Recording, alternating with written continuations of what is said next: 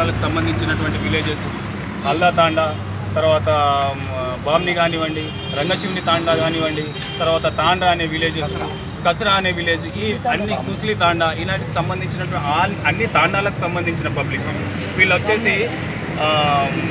వచ్చేసి వీళ్ళంతా లంబాడి కమ్యూనిటీకి సంబంధించినటువంటి ప్రజలు. వీళ్ళు గత 40-50 సంవత్సరాల నుండి ఈ తాండాలలో ఎవరైతే భూస్వాములు ఉండనో, ఎవరైతే భూమి అమ్మిన వ్యక్తుల దగ్గర నుండి వీళ్ళు భూములు కొనుగోలు చేసి వాళ్ళ జీవనాన్ని సాగిస్తున్నారు. కానీ గత 40-50 సంవత్సరాల నుండి వీళ్లకు ఎలాంటి గుర్తింపు లేదు.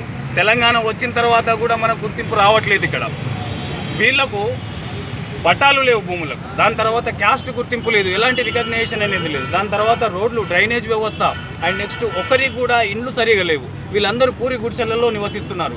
ప్రతి వ్యక్తికి దీనగాథ, ఒక్కొక్క ఇంటికి ఒక్కొక్క దీనగాథ ఉంది వాళ్ళ ఇళ్లలో.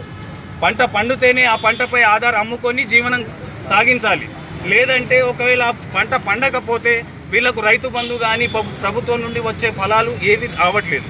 సో ఏవి రానప్పుడు ఇక్కడ ఫారెస్ట్ ల్యాండ్కు సంబంధించి వీళ్ళు ఫారెస్ట్ ల్యాండ్ను కూడా గత 30-40 సంవత్సరాల నుండి ఆక్యుపై చేసి వీళ్ళ పనే అది.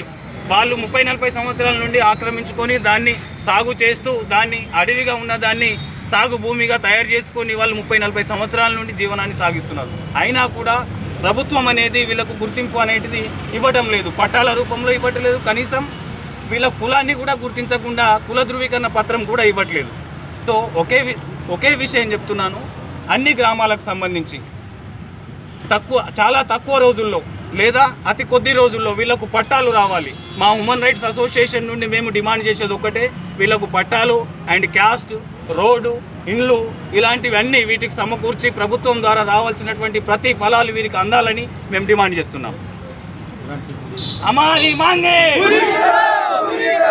ఒకవేళ